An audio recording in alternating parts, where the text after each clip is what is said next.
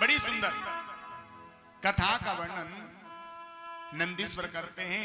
कहने लगे जब रावण के द्वारा सीता का हरण हो गया और हनुमान जी सीता की खोज करके आए, राम लक्ष्मण समस्त बंदर भालुओं के संग में समुद्र के किनारे जब पहुंचे, अगस्त्य ऋषि ने कहा देखो राघव, तुम भी शिव भक्त हो और रावण भी शिव भक्त है, तो पहले तुम्हें शिव जी की आराधना करना चाहिए,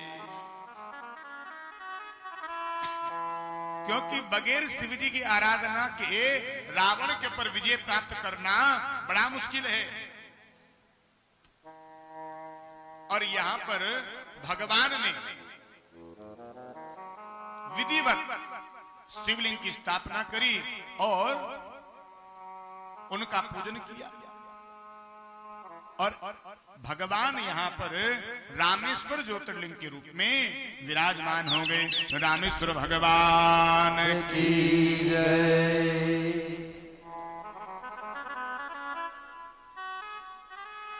दक्षिण दिशा में ब्रह्मगिरी पर्वत पर गौतम ऋषि अपनी पत्नी अहिल्या के संग रहते हैं। बड़ा सुंदर ये स्थान था, संतों की महंतों के लिए बड़ी सुंदर तपोभूमि थी। एक बार इस ब्रह्मगिरी पर्वत पर अकाल पड़ गया, सूखा पड़ गया, चारों तरफ महाराज अकाल सा हो गया। अब जितने भी संत महात्मा यहां थे सारे के सारे इस स्थान को छोड़ करके जाने लगे। गौतम ऋषि ने कहा अरे भैया कहां जा रहे हो? बोले देखो ना गौतम, कब से यहां पर रह रहे हैं, पर अब क्या करें, यहां रहेंगे तो खाएंगे क्या, पिएंगे क्या, यहां न तो कुछ खाने के लिए न कुछ पीने के लिए, कब तक जिए अक्सर, कब तक रहे भजन के बल पर। गौतम ने कहा देखो भैया, तुमने कितने वर्ष यहाँ पर तप किया है, कितने वर्ष तुमने यहाँ समाधि लगाई है और इतने वर्षों से रह रहे हो, थोड़ा सा संकट आया रात छोड़ करके जा रहे हो? नहीं नहीं यहीं रहो। गौतम ने कहा यहीं रहो। तब महात्मा के लगे यहाँ रहेंगे तो खाएंगे क्या? बोले कुछ दिन रहो, हम कुछ प्रयास करते हैं। गौतम ऋषि ने वरुण देव का ध्यान किया और वरुण देव का जब ध्यान किया, वरुण देव प्रकट हो गए। वरुण देव ने कहा क्या चाहते हो गौतम, किस लिए तुमने हमारा तप किया? गौतम ऋषि ने कहा देखो वरुण देव, यहाँ चारों तरफ अकाल पड़ गया है, पेड़ पौधे सूख गए हैं, हरियाली समाप्त सी हो गई है, न तो यहाँ खाने की व्यवस्था है न कुछ पीने की व्यवस्था है, तो आप जल की वृष्टि करो। वरुण देव ने कहा देखो जल वृष्टि करना मेरे अधिकार में नहीं है, मैं जल का देवता जरूर हूं, लेकिन कहां वृष्टि करनी, कितनी वृष्टि करनी मेरे अधिकार में नहीं आता। गौतम बाबा ने कहा बोले तुम तो जल के देव हो। बोले देखो मेरे अधिकार में जो आता है वो हम तुम्हें प्रदान कर सकते हैं, पर आप तो यहाँ बारिश करें वो हमारे अधिकार में नहीं है। हम तुम्हें इतना दे सकते, तुम एक काम करो यहाँ गड्ढा खोद दो और उस गड्ढे को हम अपनी शक्ति से जल से भर देंगे और हम तुम्हें आशीर्वाद देंगे, वो गड्ढे का जल कभी भी समाप्त नहीं होगा। गौतम ऋषि ने कहा ये भी ठीक है।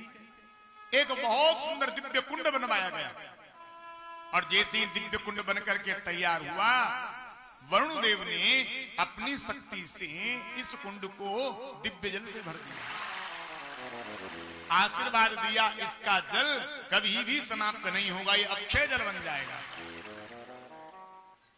अब धीरे धीरे चारों तरफ हरियाली आ गई, चारों तरफ आनंद की लहर उठने लगी, आनंद पूर्वक सब रहने लगे। एक दिन क्या हुआ, इस कुंड पर कुछ ऋषि पत्नियां जल भरने के लिए आई। ये जल भर कम रही थी, गिरा ज्यादा रही थी। अहिल्या माता ने विनम्रता पूर्वक कहा बहनों देखो तुम जल भर रही हो ठीक है, लेकिन गिराओ तो मत। तुम पता नहीं है तुम्हें कितनी मेहनत से कितने प्रयत्न से यहां पर जल प्रकट हुआ है। बहनों ऐसा मत करो, बहुत विनम्र से कहा। लेकिन यदि कभी कभी किसी व्यक्ति से सीधी बात भी कहोगे ना, उसके अभिमान को ठेस लगती है। ये घर गई जल लेकर के और अपने पतियों से कहा, सुनो वो गौतम की घरवाली ऐसा ऐसा कह रही थी हमसे, यहाँ आ जाती हूँ मुंह उठा करके जल लेने के लिए। क्या तुम्हें पता नहीं है कितनी मेहनत से हमारे पत्नी कुंड बनवाया है? आ जाओगी यहां पर जब देखो तब। बड़ा कर रही थी, जो नहीं कहा था ना वो भी कह दिया। ऋषि के लगे अच्छा उस गौतम कितनी हिम्मत। इन ऋषियों ने अपनी पत्नियों की बात पर ही भरोसा कर लिया महाराज। आज इन सारे ऋषियों ने भगवान गणेश का आह्वान किया। भगवान गणेश प्रकट हुए। गणेश जी ने कहा, कहो किस लिए हमें याद किया? बोले हम गौतम को दंडित करना चाहते हैं।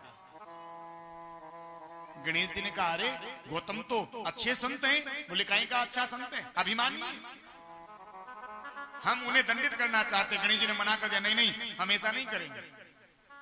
संत कहने लगे, देखो हमने अपने मंत्रों की तांत्रिक साधना से तुम्हें प्रकट किया है, तो मंत्रों के अधीन हो और तुम्हें हमारे के अनुसार काम करना पड़ेगा। गणेश जी मंत्रों के अधीन थे। गणेश जी ने कहा, अच्छा ठीक है, देखो पर मैं सीधे सीधे तो नहीं करूंगा, पर जो तुम कहोगे मैं वैसी माया रच दूंगा। क्या चाहते हो? बोले हम गौतम को कलंकित करना चाहते हैं। अब अगले दिन गौतम अपने खेत पर गए। यहां एक गैया कहीं से चरती चरती आ गई। गौतम ने जब देखा कि खेत पर गैया चल रही है, घास उठाई, लंबी सी जो घास का तिनका होता है वो तिनका उठाया गैया को डराने के लिए, भगाने के लिए। पर जैसे ही वो घास के तिनके का स्पर्श उस गाय पर हुआ, गाय वहीं पर पचाड़ खाकर गिर पड़ी महाराज। मुंह से झाग निकलने लगे और थोड़ी देर के बाद ही इस गैया ने अपने प्राणों को त्याग दिया। अब ये ब्राह्मण तो पहले से तैयार खड़े थे। जैसे ही गाय मरी तुरंत दौड़ दौड़ करके आगे आगे, अरे भैया देखो देखो देखो गौतम ने गाय मार डाली, अरे गौतम हत्यारा है। गौतम ने कहा, भैया हमने गैया को नहीं मारा, हमने तो केवल वो स्पर्श करवाया था। अब देखो ना पता नहीं इसमें क्या हो गया। ब्राह्मण कहने लगे, हम कुछ नहीं जानते, तेरे घास के तिनके के स्पर्श होने से ये गैया मरी है। अब बताओ घास छूने से गाय मर सकती है? पंच बैठ गए, पंचायत लग गई। भैया गौतम तुमने अपराध किया, दंड तुम्हें मिलेगा। गौतम ने कहा, ठीक है, जब पंचायत ही अपने विरुद्ध है तो क्या करेंगे। गौतम से कहा गया, तुम्हें ये स्थान छोड़ करके जाना पड़ेगा। गौतम ने यहीं से 1 कोस दूरी पर जाकर के अपना आश्रम बनाया, वहां रहने लगे। पर इन्हें फिर भी शांति नहीं मिली। पहुंच गए वहां भी सारे इकट्ठे होकर के। गौतम से कहा, गौतम अरे भैया इतना बड़ा पाप किया है, इस पाप का प्रायश्चित क्या ऐसे होगा? गौतम जी ने कहा, तो कैसे होगा? अरे भैया एक काम करो, सबसे पहले 101 परिक्रमा इस ब्रह्मगिरी पर्वत की लगाओ। 100 घड़े गंगा जल के लेकर के आओ और शिव जी के ऊपर पधराओ। 1 करोड़ मिट्टी के शिवलिंग बनाओ। मतलब जानबूझ करके परेशान करना। अब महाराज सैकड़ों किलोमीटर दूर तो महाराज गंगा है, पैदल पैदल जाना, साधन होते नहीं थे। सबसे पहले गौतम ने शिवलिंग का निर्माण किया, फिर कलश लेकर के गए गंगा जी, महीनों में पहुंचे, कलश भर करके लाए और शिवलिंग के ऊपर उस गंगा जल को चढ़ाया। हर हर महादेव करके जल को चढ़ाया।